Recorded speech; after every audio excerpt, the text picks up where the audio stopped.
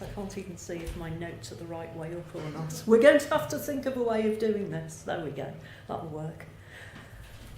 Right, I actually have been to Borley. Myself and Steve were invited there. On the site of the old rectory, there is now a set of modern houses, and we were invited to spend a day and a night there and do some investigation, see if we could spot the nun or any of the other phenomena that have been reported. Sadly, we didn't discover much. However, the homeowner had been doing a bit of digging in the garden. I think they were going to build a wall or an extension, and as part of that, they actually uncovered some of the ruins of Borley, some of the old foundations. So there's a real brick from the real Borley Rectory. So I'll pass it round after the talk so you can see if anything comes forward when you touch it. In the meantime, I'll put it on the floor because it's very heavy and it might break the laptop. So, Harry Price.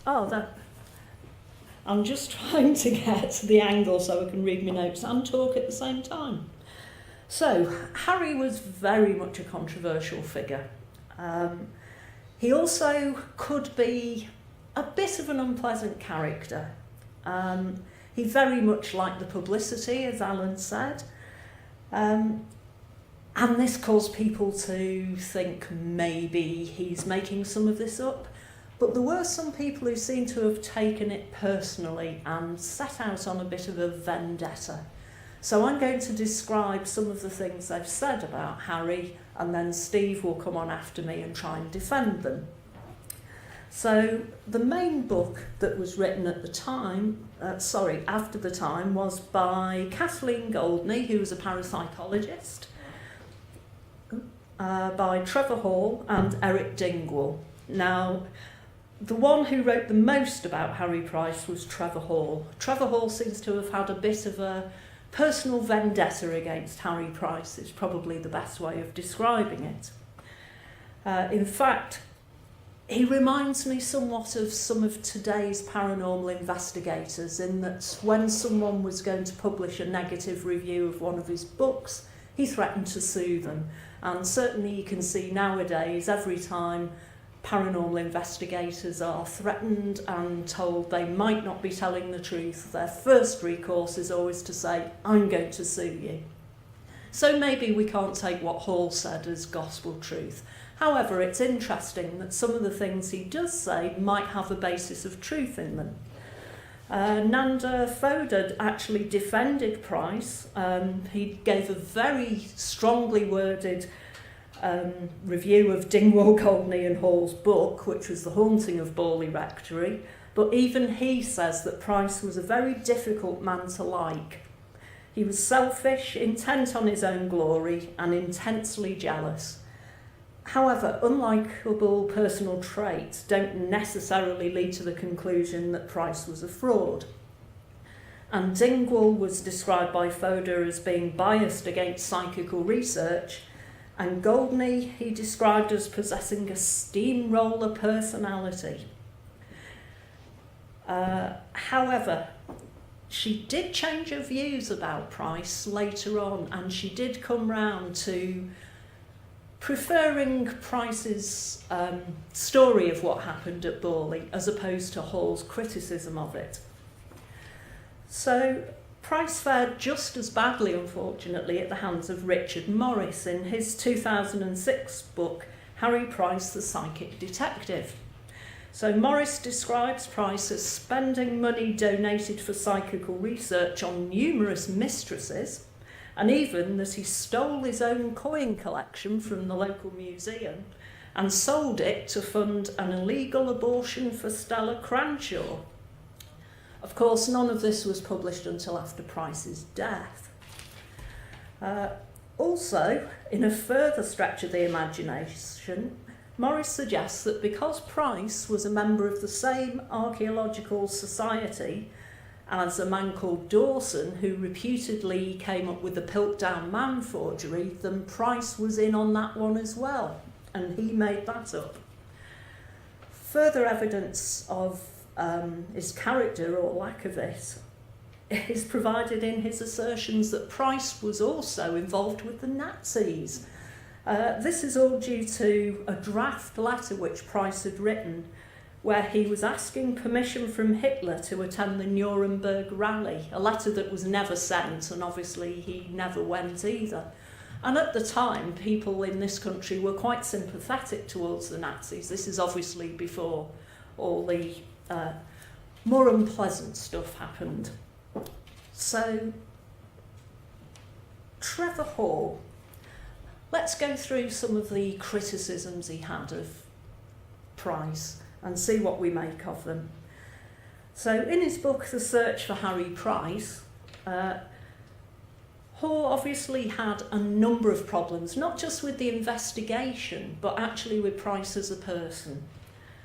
He accuses him of having a preoccupation with ancient manor houses, and furthermore, he lied that his grandfather was born in a manor house, which subsequently proved to not be true. He also accuses Price of using spurious heraldic honours on some of his book plates. Although, to be fair, nowadays a lot of people can go to any shop and get their own heraldry, and you can get book plates made of them as well. So I don't really think this is a cause for saying that his entire career was a sham. However, it was something that he was doing. Price certainly embellished parts of his life story, including claiming that he was born in Shropshire when he was actually born in London. He also embellished other parts of the family history, including saying that his father owned a lucrative paper manufacturing business and left an inheritance to Price. Price's father was actually a commercial traveller. Although if Hall's description of Price's father marrying his mother when she was 15 and pregnant is true, and his father was 40 at the time, it's perhaps understandable that he embellished his origins slightly, as it's not something he would have particularly wanted made public, especially in those times. However, this really can't be used as proof that Price also embellished happenings at Borley. A number of events prior to his psychical research days are also in dispute. He claimed to have set up a receiver and transmitter and managed to capture a spark on a photographic plate, which he ascribed to space telegraphy, although there's no evidence to back this up apart from Price's own report. There is some doubt about his archaeological interests as well, with reports from Price himself variously claiming both that he was involved in excavations in London and that he wasn't involved in excavations in London. Price reported a number of archaeological finds, including a silver ingot allegedly from the time of the Roman Emperor Honorius. This ingot was subsequently reported to be fake. Price also caused controversy over the alleged Joanna Southcott's box. Southcott was well known in the late 18th and early 19th centuries as a prophetess, and had left a sealed wooden box reputed to contain a number of prophecies. She left instruction that it should only be opened at a time of national crisis, and must only be opened in the presence of the 24 bishops of the Church of England. There's more now, but at the time there was only 24. Price claimed to be in possession of this box and had it opened in the presence of the Bishop of Grantham. Disappointingly, the box proved to contain merely some unimportant papers, a lottery ticket and a horse pistol. Price claims that the box was the real Joanna Southcott's box were denied by both historians and Southcott's followers. We don't know where the box currently is, but Southcott's followers say that it does still exist and it does hold important information when it's opened. Price wrote accounts of what he described as his first encounter with a poltergeist. There appear to be a number of discrepancies within the account, though. This encounter happened in a Shropshire village in an old manor house. And initially, events were reported such as animals becoming untethered and pans of milk being found overturned. These events then moved into the manor house itself. Child's footsteps were heard on the landing, fires were raked out during the night, and the sound of heavy stamping footsteps was loud enough to drive the family out of the house. Price initially describes how he and a friend spent a night in the house. At around midnight, both Price and his friend heard the sound of heavy footsteps coming down the stairs, then starting to go back up the stairs. Price took a photograph whilst the footsteps were going back up the stairs, at which point they heard the footsteps stumble and something clattered down the stairs. Nothing was actually on the photograph when it was developed, and the clattering sound turned out to be a watch case that Price had filled with flash powder for the camera.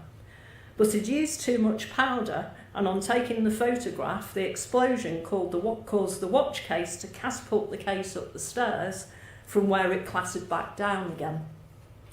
However, Price also wrote other accounts of this first apparent poltergeist experience, where the dates aren't clear.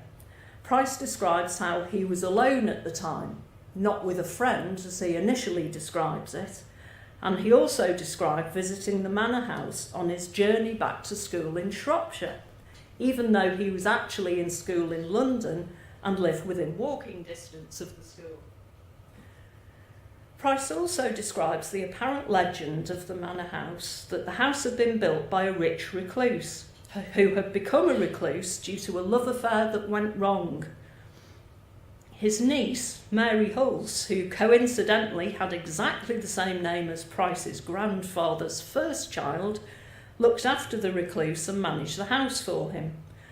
One night, he strangled her in her bed. The recluse then spent the night wandering the woods, then in the morning threw himself into the nearby river. However, Trevor Hall tracked down the location of the manor house and checked the parish registers, which go back to 1592, and there is no mention of anyone called Mary Hulse living in the parish at that time.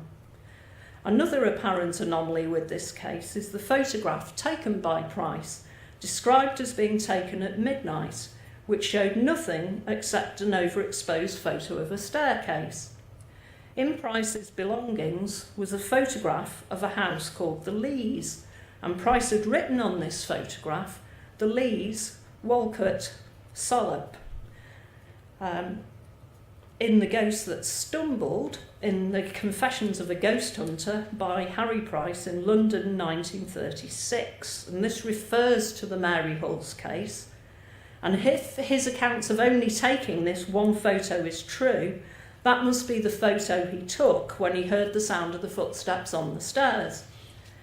However, the photo in the book, The Ghost That Stumbled, appears to show a superimposed ghost. It isn't a photo of the stairs, and it appears to have been taken at daylight, not midnight. The photo also has a label printed on the back stating Bennett Museum, catalogue number 7. However, no trace can be found of which museum, if any, this might be. There are discrepancies in Price's accounts of his archaeological activities as well. Price gave a lecture about Roman pulbra, where he exhibited a collection of Roman coins, which he claimed to have discovered locally over a period of years, despite him having only lived in the county for 12 months. Unfortunately for Price, one of the reports of his lecture mentions a collection of 130 Roman and Anglo-Saxon coins found at Arundel and Pulborough during a period of 42 years by a ploughman named Micklethwaite, and now in the possession of Mr. Price, who showed them on Tuesday night. So Price is claiming that he dug up all the coins when actually they were donated to him. Price also gave the impression that he had been the main archaeologist excavating the remains of a Roman villa. Unfortunately, again for Price, the president of the Society of Antiquaries had a letter to the editor published in the same journal that Price's lecture was reported in, which described how Charles Pretorius was the only archaeologist involved in the excavation. Having now given up the pretence of being an expert in coins and archaeology, Price now turned his sights on conjuring. As part of his extensive library of rare and unusual books, Price owned a copy of the so-called Burmese manuscript. This consisted of 60 inscribed palm leaves and, according to Price, was in Burmese characters and had been executed by a scribe attached to the court of a local prince, who jotted down and explained the various effects of the native itinerant conjurers who called at the palace. Price apparently allowed Will Goldston, who was editing and publishing a book of magical secrets, to include in his book the best conjuring trick from this Burmese manuscript, the mysterious barrel trick. In later years, however, John Stewart, the professor of Burmese in the School of Oriental and African Studies in the University of London, and Dr. Pei, a reader in Burmese at the School of African and Oriental Studies at the university, both prepared reports on the conjuring. The manuscript does contain stories from the Jataka, or story of the Buddha's former births, part of which does contain a description of something very similar to the well-known rope trick. However, this isn't included in Price's manuscript, despite him mentioning it as being part of it.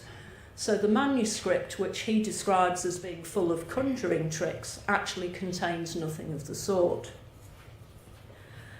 Moving on to Price's more paranormal anomalies, firstly is the story of the psychic child. Price tells the tale of how he was awakened from sleep by the soft patter of feet, as if a small child was running around his bed. He listened to the footsteps for about 10 minutes, and when they came back close to the bed, he switched his torch on. The sound stopped immediately, and there was nothing there to see. He searched his room to no avail and mentions that his dog was still asleep in his basket in the kitchen. At the same time, a book was published called The Soul of a Dog, which was an illustrated book by True Stories. The foreword was written by Price. The book was actually about how animals have souls and how animals aren't just basically inanimate, that when they die there's nothing there. They have souls, we can see them after death. Now, Price wrote the foreword to this, and most of it was an almost word-for-word retelling of the psychic child story, only the child had been replaced by a dog that Price identified as being his old companion who was buried under his study window, as opposed to being in his basket in the kitchen, as he was in the first version of the story. So, sorry, can't read it in this light. Katie Boreham, she describes how the Reverend Smith, a former rector of Borley, described to Sidney Glanville how a cook in the service of Mr. Bull died in his arms in the kitchen in the rectory. She'd given birth to a child, but the infant was never seen, and the whole matter was hushed up. 17 days after Smith had told this to Glanville, the first table tipping at Borley took place. The results from this experiment suggested that Bull was present in spirit, and he confirmed the story of the servant girl. The following day, Glanville found an entry in the Borley parish register describing Kate Boreham, which Katie apparently confirmed that she was a maid there. So Katie had been killed there. Katie had come back and had said that she was present in the rectory. A week later, a planchette experiment took place at Glanville's home, and the results from this suggested that not only Katie died there, but that Bull had murdered her.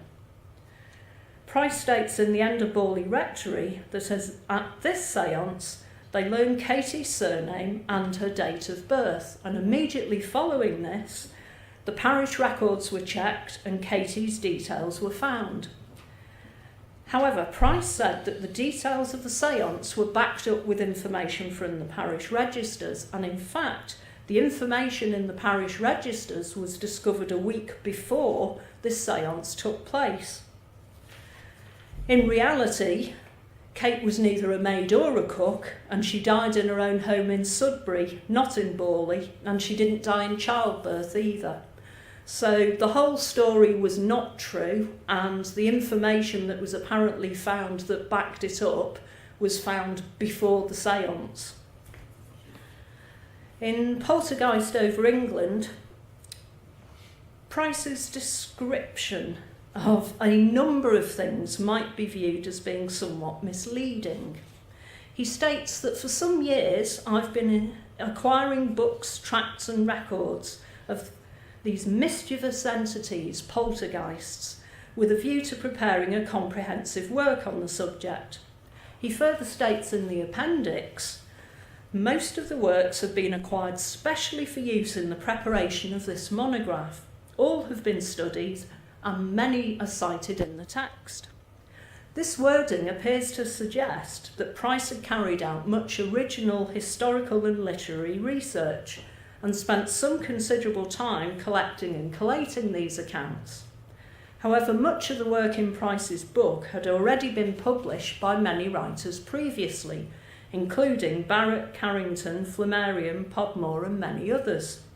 So whilst Price could be commended for gathering together already reported poltergeist cases, a job arguably completed in a more thorough manner a number of years later by Carrington and Fodor, the impression that Price himself had spent some considerable time collecting these accounts was false. He simply drew from already published and easily available sources. A number of these sources can be identified as part of the old and rare books that Price obtained from the Reform Club as part of his extensive library, but which actually consists of journals and proceedings of the SPR and the American SPR, a couple of articles from the Encyclopaedia Britannica, and 4 of Price's own works. Incidentally, Price regularly overstated the size of his library by counting journal articles as books, so his claims of owning 20,000 books is a considerable overestimate, as a large number of these were actually single journal articles. In this volume, Price also reuses his story of the footsteps that appeared by his bed. He'd already used the story with the explanation of the psychic child in Confessions of a Ghost Hunter. In the foreword to The Soul of a Dog, it was later ascribed to the spirit of his deceased dog. And in Poltergeist Over England, he describes it as my only real personal experience of a poltergeist in my own home. So the character has morphed from a child to a dog to a poltergeist. In this version of the story, instead of the child or dog, the cause of the footsteps are alleged to be a destructive, noisy, cruel, erratic, thievish poltergeist.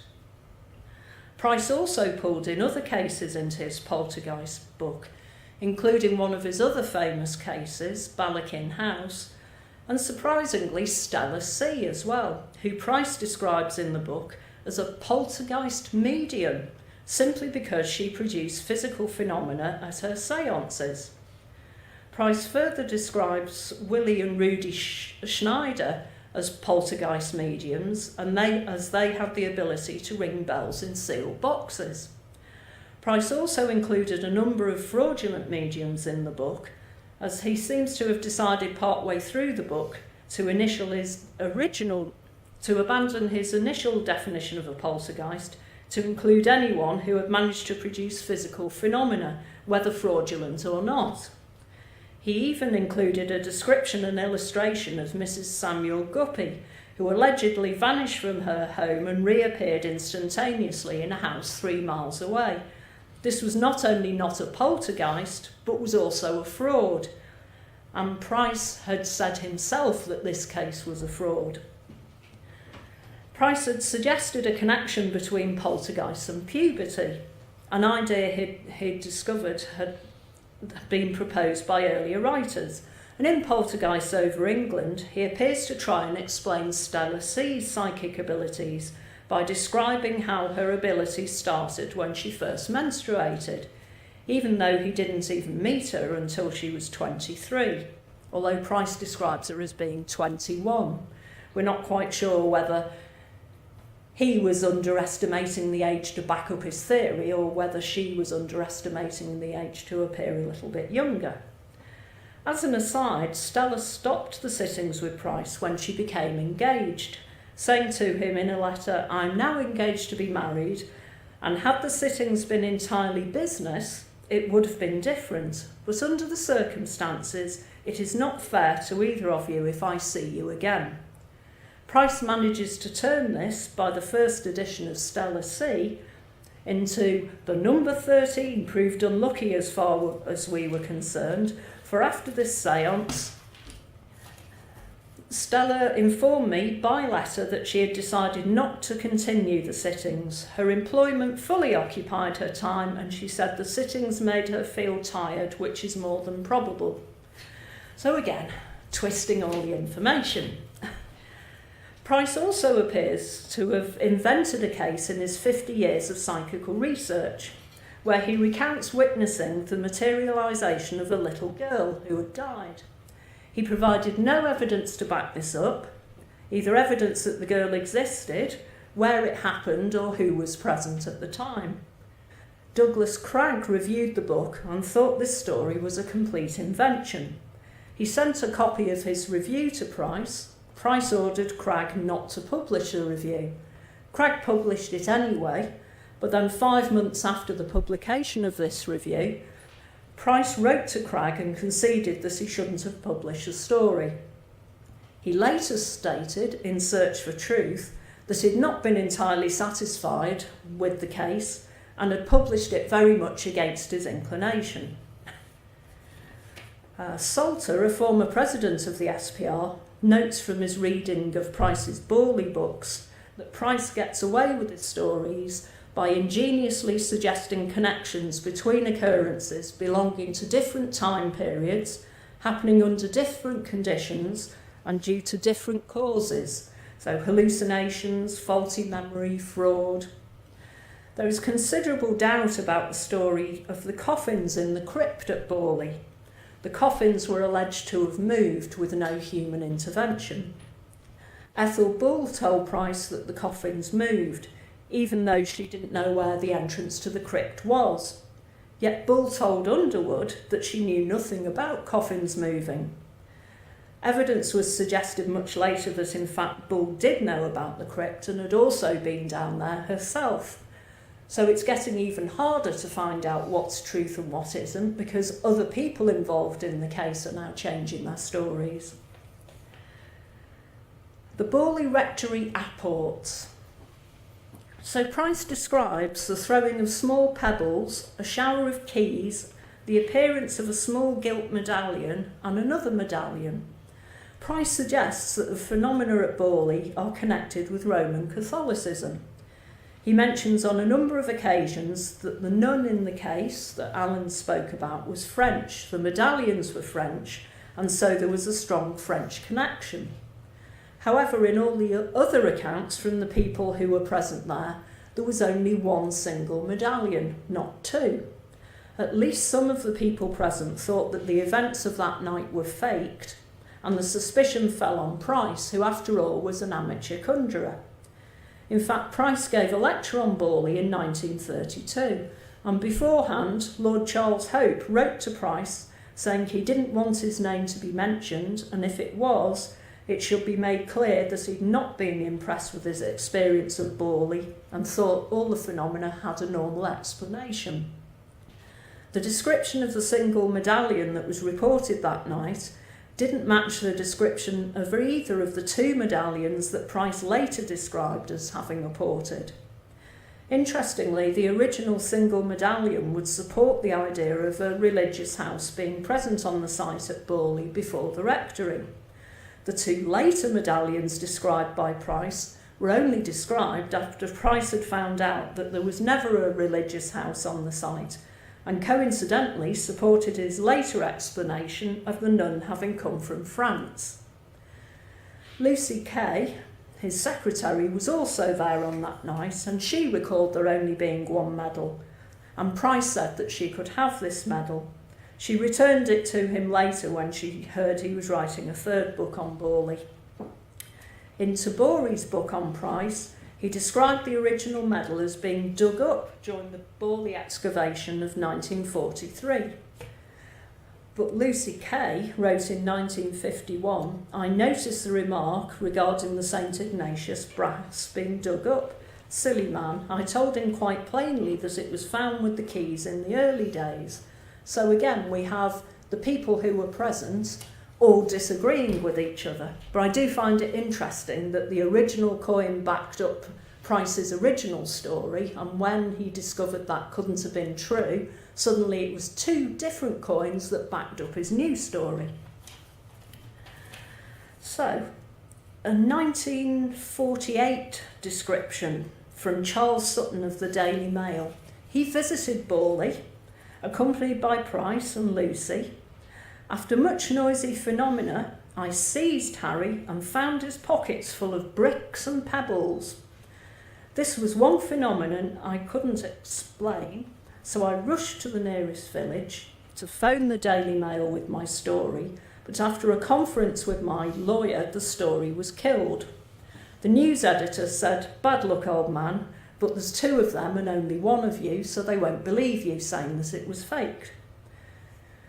Mrs. Meeker claimed to have no recollection of the incident, although she remembered the visit. However, another report claims a letter from her saying Sutton didn't approach a telephone at all when they got back to the inn after being to Borley. Lord Charles Hope's notes at the SPR mention a large half-brick crashing downstairs as Kay, Price and Sutton were standing at the top of the stairs. Miss Kay said Price gave a shudder when it happened, but Sutton accused Price of having thrown it.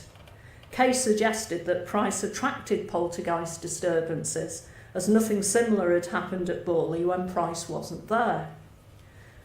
Hope states that a couple of weeks later, Kay told him that Price had had a heart attack due to the accusations made by Sutton. Sutton maintained that he had seen Price throw a large stone, and on making him turn out his pockets had seen several similar stones. The original statement by Sutton accuses Price of having bricks and pebbles in his pockets, so he must have had exceptionally large pockets. But Price always denied throwing the stones, and no mention of the stones in Price's pockets were made by Price, Hope or Meeker, only by Sutton, the journalist. The Dingwall, Goldney and Hall book. I do have problems with this book because the tone is highly critical from the start of it. They suggest that Price took advantage of the situation by using people who weren't paranormal investigators and prompting them with suggestion by giving them a copy of the Blue Book, which detailed all the alleged occurrences in the house. However, it is of note that they criticise Price for not looking at the possibility of normal explanations, but they also criticise him when he does suggest normal explanations. It's quite obvious, though, that they're subject to the same biases as they accuse Price of.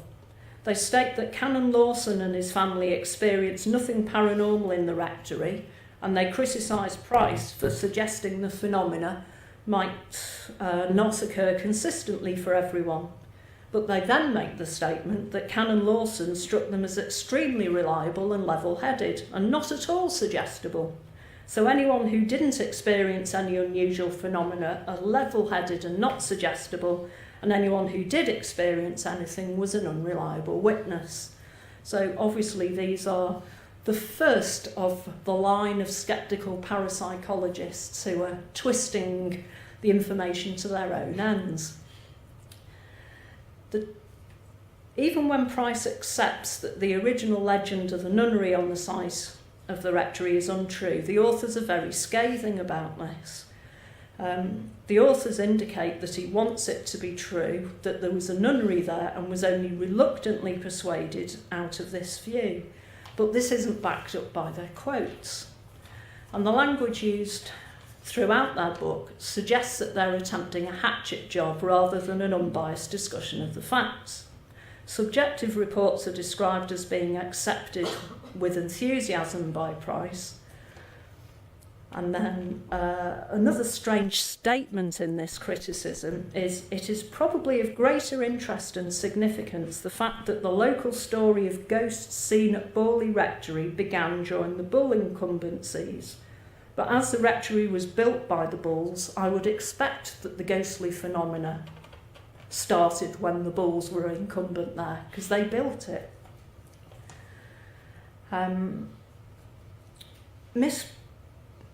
Sorry, lost my place because I can't see where I am.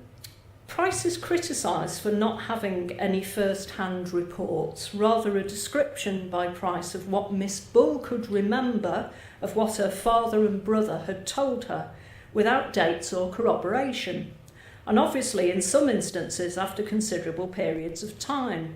However, they're quite happy to state, without other corroboration, that Miss Bull told them Price had never given her the opportunity of approving the section dealing with her testimony, and that there were some mistakes.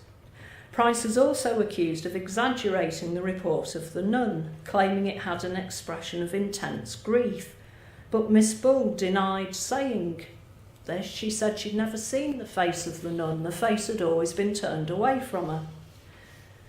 And Price states that when Harry Bull was in the garden with his dog, Bull saw the bottom half of a figure, which belonged to a headless man.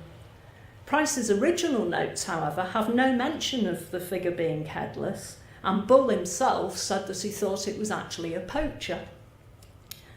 Now, Price's tendency to exaggerate is also demonstrated in Mrs. Byford's report of hearing someone walk down the passage, making a sound as if they were wearing slippers, and Price embellishes this to persistent footsteps and ghostly footsteps, although Byford hadn't used those terms, and in fact hadn't even opened the door to see if anyone was there. A number of events that could be explained were left out of the Borley books, although I suppose if the subject of the books was the paranormal phenomena, it would seem likely that Price would leave these out. Price apparently refused to believe that the dining room window was blocked up to stop being able to see the family eating dinner, and preferred to believe that it was to stop the ghostly nun from peering in the window. Right, I've got a couple of minutes left.